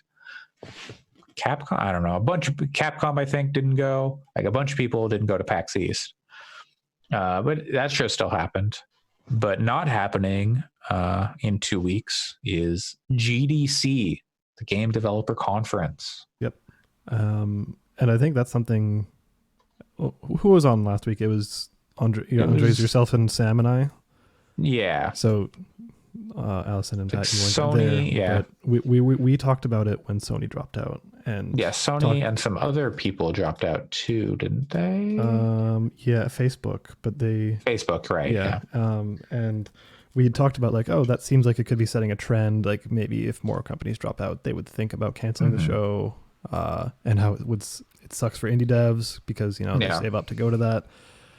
And as it turns out, that's kind of the rhetoric and everything that went on this entire week. Yeah, especially that's definitely what was happening this week. Yeah, as Microsoft, Epic, a bunch of other companies, like massive companies, just said, "Hey, we're not going to GDC this year either." That's kind of when more and more people started to pull out, and then later on Friday, the organization running GDC finally said, yeah, we're postponing the show, maybe rescheduling to an undetermined date in the summer, which maybe that won't even happen. Who knows? Leaving a lot of devs out to hang who can't refund travel costs and, bought tickets and whatnot. The refund period was like February 20th, which I think was the day Sony pulled out. Maybe, or maybe not. Maybe that was, I don't know. there was a date, and some people were already pulling out around that time. But yeah, I don't know. the coronavirus. I think it was the right move they made. Yeah. I think it was almost a little bit too late. Like, it seems like it probably should have happened, if not last week, then at least earlier this week. But the fact that it happened at all is probably for the best. It's interesting because like PAX East is going on, and a lot of those companies who pulled out of GDC are still at PAX East. But like the timing of like how that stuff went down, and as things have gotten worse, like on Thursday night, Abe, the Prime Minister of Japan, was like, "We're shutting all the schools down as of Monday." Like, what? Oh, okay. So there's a lot happening really fast with all this stuff because nobody's expected it to kind of spread the way it has. I've seen, there are people talking about like, oh, is this going to affect consoles? Because, we're in the video game space. We should talk about that. I've seen stuff saying Microsoft expects the Surface products to be impacted, but not the Xbox, or at least that's the implication, is the Xbox won't be impacted by Corona stuff, but who knows? We could see a 2021 consoles instead of 2020. Don't drink the beer. Right? Am I right? That article was amazing. That's, that Corona beer is going to be fine because the Fast and Furious movie is going to come out in a few months and everyone will be like, oh yeah, Corona. I don't got coronavirus. I got family. I live my life 1/4 virus at a time. Yep. Oh, God. Yep. No joke. Somebody quoted that at a business meeting at work recently. Like with a chuckle? 1/4 mile at a time. Like, or like without laughing? Kind of like, that's kind of how it works here. Like, kind of seriously. That's not encouraging at all. No, it's not. We live our lives 1/4 mile at a time. We live our life 1/4 at a time, or did they actually say 1/4 mile? They said quarter, like it's kind of like that, but like with quarters, like quarters. Okay. That's not something you should say to the people that work for you. That your future success relies on the next quarter, even if it's true. You should probably work on better messaging. Because I work there, I'm not going to say anything, but it was a very I was like, huh. That's how HQ went down. That's how Telltale went down. It's not a good way. Anyway, so a lot. It'll be interesting to see what happens with other events going forward. Bit Summit is an event that I was looking forward to going to, and that's in May. They have said they plan to have the event, but if need be, they will cancel. So hopefully that doesn't happen. I would like to go to Bit Summit, and hopefully we can, the powers that be can start to get things in control with regards to all this virus stuff. Next news story, a little on the happier side.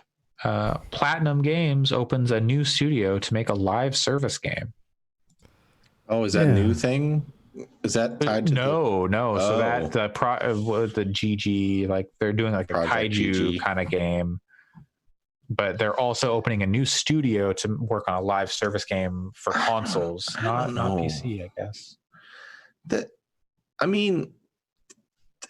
Not all their games are good, and the way they're like I'm pretty confident in that. A service game. That would be fine with me. That's one of their very good games. I don't know. I'm skeptical of anything they do, basically, because they've always worked in coin toss, like kind of like a licensed or like not their own stuff. I mean, Kamiya is I pretty, think something they've talked about, but he's pretty proven. So I'm not really worried about. I'm sure that Project GG game will be at least good. But if they're also launching a service, the service game is the one that I'm kind of like, I don't know. There's nothing to suggest that there's a reason to be excited about it, I guess is what I'm saying. No, yeah, but it is like they're kind of striking out on their own self-publishing, I believe, which is cool. Good for them. Yeah, and jobs are good. They're opening a new studio and hiring people. I believe Platinum's based in Osaka, but the studio is in Tokyo. Which studio made Let It Die? Was that Grasshopper? That's Grasshopper. Mm-hmm. Yeah, because I wonder if it'll be Baby. Yeah, I wonder if it'll be similar to that, like if it'll be that kind of live service game, or if it will be. But if you die, Kamiya just blocks you on Twitter. That sounds great. Let It Die is a cool game that is like sadly in that space of like, I'm looking at it on Steam right now, and it's all reviews are set at 69%, which nice. But also that's the threshold for dropping it to mixed. So like if it had one more positive review point, it would be considered mostly positive. Well, and then you could go and you could play it and you could review it But I think it illustrates like where that game's problems lie, which is that like it's a very unique and cool thing, and there's not a lot of other games like it. But also, it's janky enough that it's just going to turn a lot of people off who aren't going to be willing to put up with the jankier elements to get to the part where it's got some cool ideas, which is just kind of frustrating, I think. I never wanted to engage with like the parts of it that were like the service and like the live parts. Like I didn't want to go and like raid people's like bases and stuff. I like the roguelike-y stuff though, and the combat was like not as good as Souls games, but it had some of that energy and was kind of cool. Yeah, I'm just trying to think and of the personality is good. I'm just trying to think of other platinum-y kind of games that would lend themselves well to like a live service property. Like I don't know, a Bayonetta live service game. I don't know. That would be so interesting. I don't know how that would work. No, I was just gonna say I don't know how that would work. 100 Bayonettas fall from the sky. No, they don't fall from the sky because they're riding on 100 fighter jets, and all of their hair is connected already. Because it's actually just one Bayonetta. Oh, so it's a Strand game. Yes, it's a Strand game. It's cooperative. It's a cooperative battle royale. Cooperative battle royale Strand game. Let's see what are the other buzzwords we can start fitting in. With AI, machine learning, and it's VR, and it's a roguelike. All in the cloud. Literally, though, it's not like cloud based. You're on fighter jets, so it's in the clouds. And also, it's Vanquish. And you can wear a sombrero like in Metal Gear Rising: Revengeance. Yes, please. All right, we're moving on to our next news story. Where I think there's some good and there's some bad in this story. The good is EA bans abusive FIFA player from all of its games and services. That's great.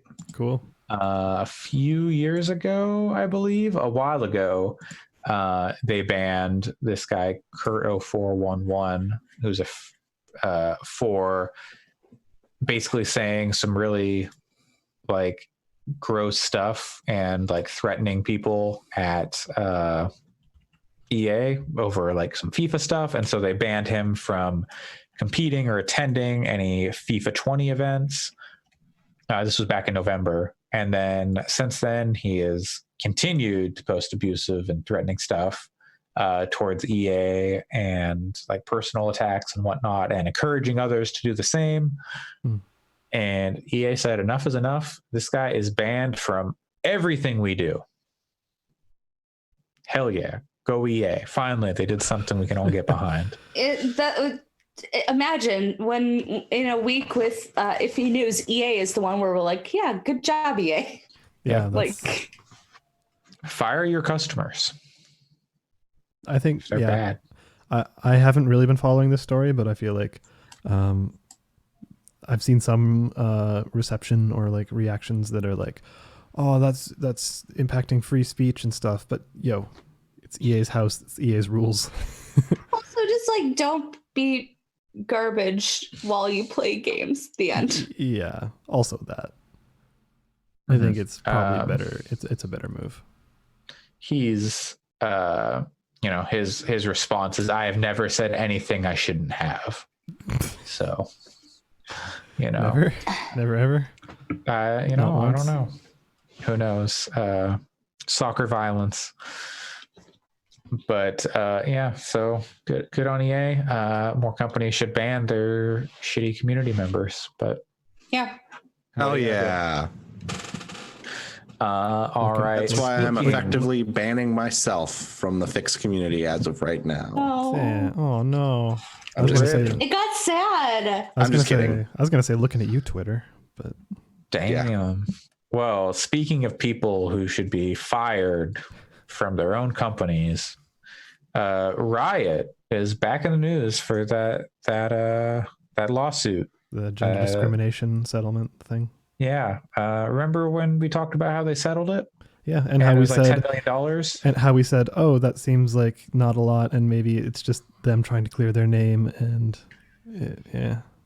Allegedly, there has been some collusion between the defense or the prosecution. There's been between the representation for the women. There's been some accusations of collusion between Riot and the representation for the women, which resulted in a lower payment, and they may have been entitled to up to 40 times what was settled on. That's what the state board had said even when the first settlement happened, so it seemed pretty clear. Yeah. Also, I think it's also what we said. Yeah, I was glad to hear that the case was reopened and stuff. So I think what I was reading, I read it earlier in the week. Maybe I misinterpreted, but it sounded like Riot basically put that prosecutor into place and was like, okay, you're going to handle this for us, and then we're going to settle, and that's going to help our company image a little bit here, because it looks like we've been our image has been kind of suffering here, allegedly, but it would make sense to me somewhat, because again, when we talked about this a month ago, whatever it was, I think we pretty much left it all off with the caveat of, okay, whatever, well and good, but if like this also means like the culture has to change there. Like this can't just be a one-time settlement and it's like nothing changes. This has to be like kind of kicking things off towards a better work environment for people. And it sounds like that's not been the case because collusion. Yeah. Well, it's hard to say like what's going on the ground. Sure. And what's like, so that can all be happening. But then, from what I've heard, they have actually put, women and people of color in charge of like all their new projects and stuff. So yeah, this is bad, but also, there's some all right stuff happening like in the trenches at Riot. The last report of like cultural stuff sounded like there are improvements happening, but there are still some dudes there that like just aren't getting it and like still need to change. But this sounds more like the management is shitty and trying to get out of paying what they should. Mm-hmm. But we'll see what happens with that, and hopefully people get what they deserve. Word. Is there any other news that people want to talk about that was not added? Anything important? I had some pretty good Korean food yesterday. All right. Oh, that's good. Yeah. Korean food is good. Oh, you know what? I forgot. It's time for the latest Destiny update, because they announced they announced the season of the Worthy and all the changes. They're gonna phasing out guns. Actually, everything they announced is actually probably good for the game. But I saw someone basically saying that like the phasing out guns thing ruins the game for them and a lot of people they know who have all quit. Well, if they've already quit, then why does it matter? No, I mean like they quit because of the phasing out guns thing. God, that's not going to happen for a year. I thought we were finally getting to my favorite part of the show. What's that? Destiny, we're here. The Twitter questions. Oh yeah, well I know. But then Andre was all Destiny. Oh my god. You know what? No, I was just do a little troll. Little troll. Yeah, no. Destiny's a good game. It just seems like I'm going to wait until those changes go into effect before I talk about them, because I don't know. They could be bad. They could be good. Who knows? Anyway, now to Alex's favorite part of the podcast. Hey. Twitter questions.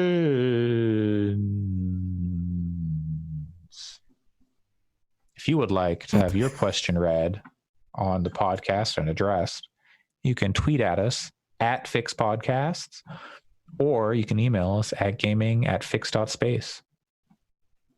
Today, our first question comes from @Brock. 2 things. Talk the Sega Classic Cool Spot and celebrate the Daytona USA theme song. This is not a question. Does anybody have any thoughts and feelings on Cool Okay, but Spot? I listened to that song after he posted it, and it fucking ruled. That was like... It rules. We were getting to that, Allison. Cool Spot. Okay, we can start with Cool Spot. Cool Spot is fine. I don't know. I prefer watching it being speedrun than actually playing it. Does anybody else have any thoughts on Cool Spot? No? Okay, Allison, please tell us all about Daytona. Okay, so Daytona. just listen to it because it fucking rules. It's Let It Go. Let's Go Away. What? Let Daytona it go. USA. Let's Go Away. It is delightful. It's very good. I hadn't heard it until that was posted, and it just made me so happy. It's very good. All right. It's pretty dumb. In a good way. Yeah, no, it's just kind of over the top and delightful. Next question from @SGCH. What a weird Twitter handle. It's kind of bad. It's bad, don't you think? They write in asking, who is your favorite Robin? There's no question mark here. No explanation needed if you don't want to. Oh, much better. Williams. Okay. Pat? Wait, tell me the question again. I'm sorry. Who is your favorite Robin? No explanation needed if you don't. Oh, I already answered this question. It's the American Robin card from the board game Wingspan. Okay. And Allison? Robin Wright's pretty good. She was in The Princess Bride, which is a good movie. She was in Wonder Woman, which is also a good movie. So how about you? I'm going to go with the good old fashioned Rockin' Robin. I don't know what that is. Robin? You don't know Rockin' Robin?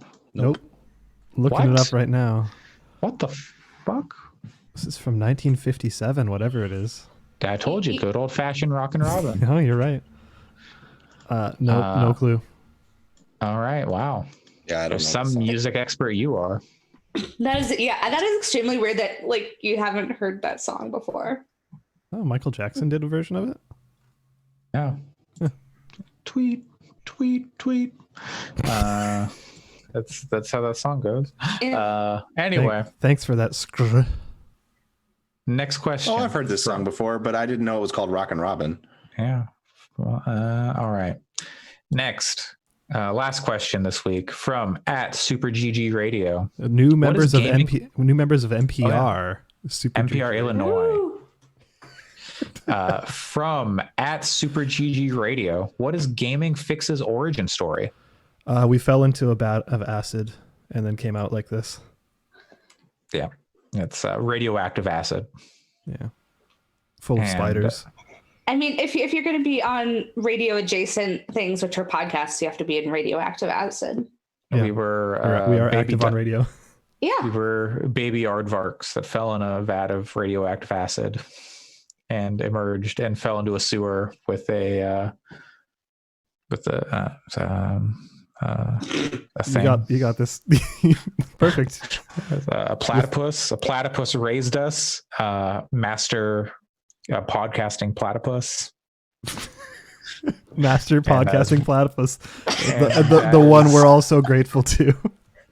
Which Alex does machines. What? Alex does machines. Gross. Pat is cool but rude. Allison's a party dude. What does that make me? Look, our dad, Todd Howard, told us. We were raised in the sewer by Todd Howard. Yeah, he's like the Splinter. And a platypus. Like, that's how you get both games and a podcast. There's the... Wait, what was his name? Mr. Podcasting Platypus? Oh, he's a Master Podcasting Platypus. Master Podcasting Platypus. That's not his name. Isn't Podcasting Platypus? No, that's just his profession. Name.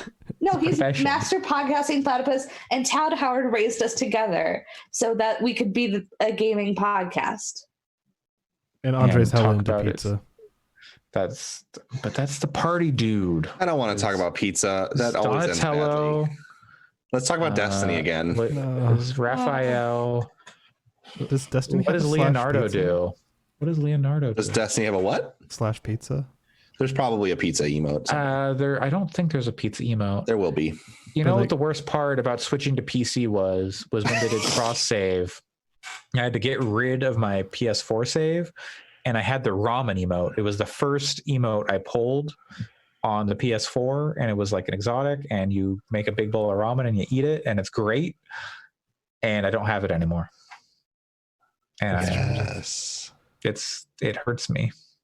Man, ramen. There's a place here that does a tomato soup based ramen basically, and it's amazing. Pat, you should come up. It's vegetarian. It's Do you see that PF Chang's has a ramen now, but they just put like, here's some raw cherry tomatoes and like tomato soup ramen sounds good, I guess. And like some edamame beans, not like edamame, just the beans and my coworker, a bunch of other bad things. There's an extremely good Asian bakery here that I think is a chain called 85C. I had never seen it before, but that's hot. It implies it's a chain. It's very and hot. You can't bake anything at 85C. They have yes, you could. Yeah, I know you could. No, they have, that's below. It's how do temperatures work? Yeah, no, you can't bake anything at 85C. It's 15 degrees lower than boiling. Boiling, yeah. Anyway, they have very good pastries, but also like these sea salt tea lattes. My coworker talked it up all week, and yesterday we went to get some, and then it was weird as hell. Was there a sea salt ice cream? No, I wish. Anyways, salty, that's how sweet. That's basically how Gaming Fix got started. I want to make. I told my partner that I want to make macaroni and cheese ramen, and she got really offended. And I was like, "What's the problem? It's just a different kind of noodle, basically." And she thought that I meant that I wanted to make a soy sauce based ramen, but then also put cheese sauce in it. And I was that sounds all right. No. So you just want ramen with mac and cheese with macaroni noodles? No, I want ramen with mac and cheese sauce instead of like a soup base. Like you could basically make. So you just want to swap the noodles? Yeah, yes, I just want to swap the noodles. That's it. Yeah, you can make a miso ramen, but swap out the miso for cheese dust, and you're fine. Yeah, there you go. That's kind of what we're talking about. Yeah. I would eat it. But yeah, we got started because we made a Game of the Year podcast and then continued. Yeah. The real answer. We continue to make that mistake every week. Yeah. I'm joking. That was a joke. I was kidding. Real answer is I was like, what would happen if you got like a bunch of people who didn't know each other together to like make a Game of the Year list? And then I picked these 5 people. You got really lucky because there were other people in that comment thread that you would not have wanted to talk to. I still think about that, how it's kind of amazing that you basically just picked people who were in a Facebook group and somehow it all worked out really well. And ended up with people that I really like. Yeah. I like all of you guys a lot. And the odds were against you there. I'm like amazed that it's worked out as well as it has. So thank you, in Andre. the heart of the cards, and that is how we got to where we are. Yeah. And also a platypus, but yeah. Yeah, I couldn't have done it without our podcasting platypus master, but yeah, c'est la vie. That is going to do it for episode 110 of Gaming Fix on February 29th, 2020. We'll be back in 4 years with our next episode. Yep. And hopefully we will still be here in 4 years. Yep, that'll be episode 111. Look out for it. Yep. Yeah. That's going to do it. You can find me, aka Andre Cole, aka your partner's favorite. What did we do? I don't even remember. You can find me on Twitter. It's late. It's 1:15 in the morning. You can find me on Twitter at Coolslaw, COOLSL4W. Alex, where can people find you? Playing Trophy. I think we're playing the Flatulent Cathedral or something tonight. Yes. Yeah, the Flatulent Cathedral. Okay. Yeah. I'll make sure to eat some extra beans in the morning. The Flocculent Cathedral for those. Flocculent. Well, same difference. We'll have a full report on it, but that game seems very cool. By the time by the time we get out of there, it'll be the Flatulent Cathedral. Don't worry. Yeah, for sure. Allison. For sure. You can find me on Twitter at WRITERSERENYTY. And I should hopefully, fingers crossed, be posting a blog post for my J-pop blog today. Nice. And it is going to be an extremely long post. Like right now, I'm still working on finishing it, and it's over 10,000 words. Nice. So that's bad for SEO. You got to cut 9,700 words. You know what? I don't know if I worry about SEO with this blog because I don't get many readers. No, yeah. But look forward to it. It'll be fun. Is this because of its 10-year anniversary? No, actually it's not. Although I did just have the 10-year anniversary. I'm finally hopefully going to finish my top songs of the 2010s list. And I decided, why not make the list 75 songs? And I'm writing about every one of them. So that's a long list. It is long. I am right now getting ordered. Is this like number one is the best song? It's chronological order. 75 is the worst song of. No, it's chronological. So it's basically like, here's a bunch of songs that came out, and here's how the J-pop industry is changed. What if they came out on the same album? I just kind of arbitrarily ordered it because I did have a couple where they came out on the same day. So I was just like, I don't know, I'm gonna arbitrarily order this then. Okay. Well, looking forward to that. Pat, how about you? Where can people find you? Find me at PJC Plays. And you can find the Fix Podcast on Twitter at Fix Podcasts, and wherever fine podcasts are listened to, you can direct your friends there. You can review us on your podcast platform of choice. We'd sure appreciate it if you share us and stuff like that. Thanks for joining me, everybody. Thank you. Thank you for joining us, Andre. Oh, you're welcome. My presence is a present. Kiss my ass, as Kanye famously said. Yes, our favorite great thinker of this era, the cultural touchstone, Mr. West. Yep. Good night, everybody. Bye. Good night.